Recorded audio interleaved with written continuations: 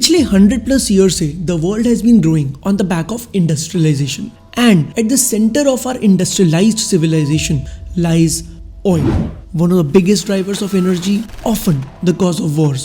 Oil हमारे world के लिए एक बहुत ही क्रूशियल कमोडिटी है, एक ऐसी कमोडिटी जिसकी प्रेजेंस एक कंट्री को सुपर पावर बना सकती है और उसी की shortage can bring the existing super powers of the world to their knees. Our own country India world की 3rd largest oil consuming country है और हमारा oil import is the highest in all our imports. When it comes to oil, the world is extremely vulnerable to its fluctuations today.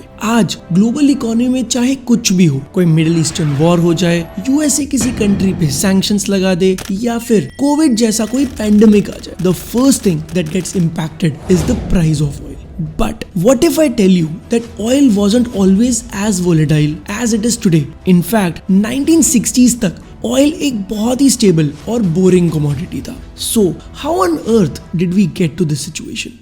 World's largest crude oil exporter, Saudi Arabia has raised oil prices for its biggest market of Asia. We've just seen the 8th fuel price hike in 9 days. Global oil prices have hit record highs for months. Well, oil remains very much in focus. It is now on a run of daily increases. There's many different ways that the energy price rises we're seeing will feed into higher inflation. Hi guys, welcome to learners lounge. और आज के episode में हम oil industry की एक ऐसी mind numbing story के बारे में डिस्कस करेंगे that changed the power dynamics of the world and brought us to where we are today. John D. Rockefeller, one of the wealthiest men to have ever lived on this earth, was a pioneer of the oil industry. Rockefeller की estimated net worth in today's terms would be a staggering $400 billion, जो कि आज के किसी भी business icon से बहुत ज्यादा है।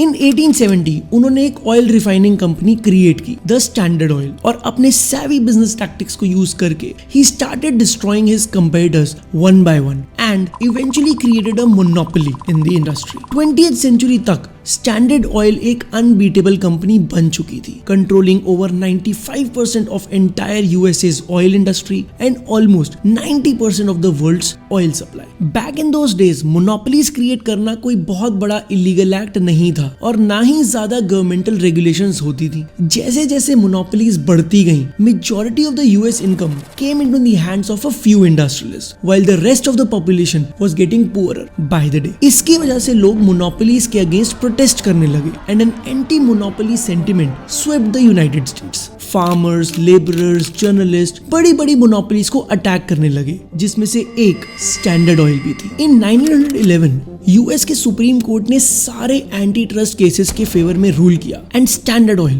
Was broken into 34 oil companies. But this wasn't the end of Standard Oil. In 34 companies में से 7 companies went on to establish an oligopoly in the global oil market and eventually came to be called as the Seven Sisters. Seven Sisters के पास world की सबसे बड़ी oil refineries थी, तो their basic business model was कि वो oil rich nation से crude oil bye करती थी और उसको यूजफुल ऑयल प्रोडक्ट्स जैसे पेट्रोल, डीजल, गैसोलीन में कन्वर्ट करके वर्ल्ड ओवर में सेल कर देती थी।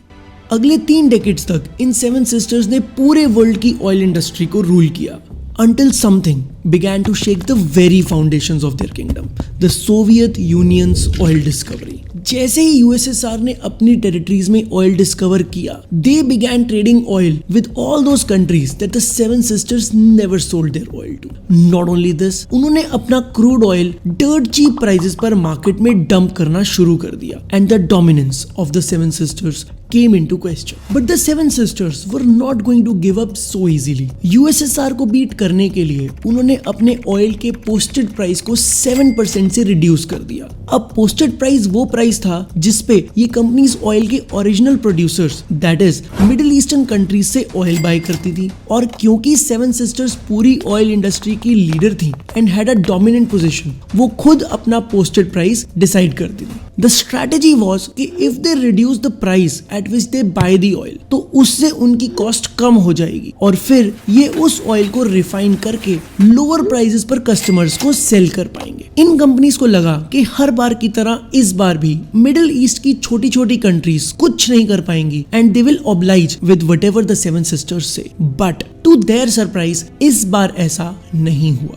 This time the middle eastern sheikhs became furious. उन्होंने सोचा कि वर्ल्ड की 80% ऑयल रिजर्व्स उनके पास होने के बाद भी they didn't even have enough influence कि वो अपनी कमोडिटी को खुद प्राइस कर सके। और उन्हें सबसे ज्यादा बुरा तो इस बात का लगा कि सेवन सिस्टर्स ने प्राइस रिड्यूस करने से पहले उन्हें कंसल्ट भी नहीं किया। So the middle eastern countries decided to get together and called for an immediate action. On 14 September 1960, they announced the launch of OPEC, the Organization of the Petroleum Exporting Countries. OPEC was basically an attempt to bring together all the small oil producing Middle East nations and make them one big unit. Under OPEC, बहुत सारी countries ने अपने oil resources को nationalize करना शुरू कर दिया. That is, they took away the control from the so-called seven sisters. और इवन इफ इन कंपनीज को बिजनेस करने दिया जा रहा था तो सिर्फ एक कंडीशन पर, that is they will share a larger piece of their profits with the sheikhs. This marked the beginning of an era in which OPEC would turn the oil market and the world economy on its head, ending the dominance of the seven sisters. From 1960 to 1970, OPEC की formation के बाद भी seven sisters का control market से पूरी तरह नहीं गया था, but this wasn't going to last for very long. 1971 में यूएस गवर्नमेंट की कुछ पॉलिसीज की वजह से डॉलर अपनी वैल्यू को लूज कर रहा था, that is it was depreciating. This cost a drastic impact on the oil market, क्योंकि मिडिल ईस्टर्न कंट्रीज अपना ऑयल डॉलर्स में सेल करती थी और इसकी वजह से उनको लॉसेस होने लगे। The only way to save themselves was to increase their prices and take away any leftover control from the seven sisters. इस साल ओपेक की बची हुई सारी कंट्रीज ने अपने रिसोर्सेज को नेशनलाइज कर दिया। Country by country, Seven Sisters की grip on the global market was being broken. With OPEC taking control, धीरे धीरे ऑयल के प्राइसेस बढ़ने लगे। From $1.76 per barrel in 1970, they became $2.24 a barrel in 1971, 2.48 in 1972 and 3.29 in 1973. But worse was yet to come. On 6 September 1973, Israel, a Middle Eastern country, was celebrating its holiest day, Yom Kippur, when they heard gunfiring. It was a signal of war, the war of Arab-Israeli. 1967 में Israel ने Egypt और Syria पे attack किया था और उनकी कुछ territories को कॉलोनाइज कर लिया था, और आज इजिप्ट और सीरिया उन्हीं टेरिटरीज को रिक्लेम करने के लिए इजराइल पर अटैक कर रहे थे। While OPEC was favoring the Arab countries, western countries Israel को सपोर्ट कर रही थी। जब इन कंट्रीज की बहुत कोशिश के बाद भी इजराइल टेरिटरीज वापस नहीं दे रही थी, तो OPEC decided to play its economic card. उन्होंने western oil companies that is Seven Sisters के साथ एक मीटिंग सेट करी, जिसमें they demanded that the oil prices at which they will sell their oil must be doubled.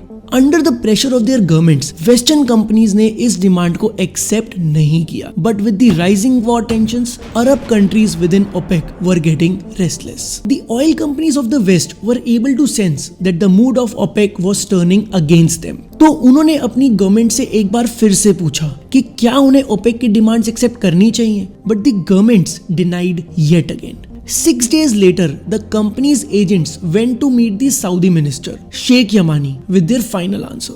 Answer में उनके पास सिर्फ bad news थी। ये सुनने के बाद sheikh told them that their stance towards the oil prices was a mistake. जाते वक्त एक एजेंट ने शेख से पूछा कि अब आगे क्या होगा, तो उन्होंने बोला, now you listen to the radio. On 16th October, OPEC ने 70% प्राइस हाइक अनाउंस कर दिया।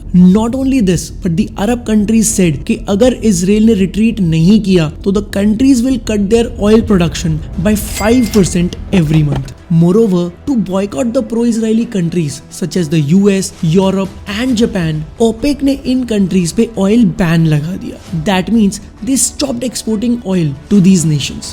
Slowly, ऑयल के प्राइसेस $3 से $12 पर बैरल हो गए, which is a whopping 4 times increase. और क्योंकि ये कंट्रीज वर्ल्ड का मोर देन 50% ऑयल कंज्यूम करती थी, it led to severe political and economic instability for them. The world was going into recession and most of all the US, जहां automobile का cult बस अभी शुरू ही हुआ था, suddenly American drivers had to wait in long lines to fill up their cars और उनमें से काफी लोगों ने तो अपने व्हीकल्स को सेल ही कर दिया क्योंकि वो फ्यूल अफोर्ड नहीं कर सकते थे. This crisis came to be called as the first oil shock of history. We are heading toward the most acute shortages of energy since World War II. The odd-even system can't do anything about the problem of no gas. The oil-producing countries of the Arab world decided to use their oil as a political weapon. The threat was economic. If you don't change your foreign policy, we will cut off your oil supply, and average Americans will not be able to do their basic life activities. Meanwhile, Sheikh Yamani was on top of the world. He said, "This is a moment for which I've been waiting a long time. The moment has come. We are now the masters of our own commodity."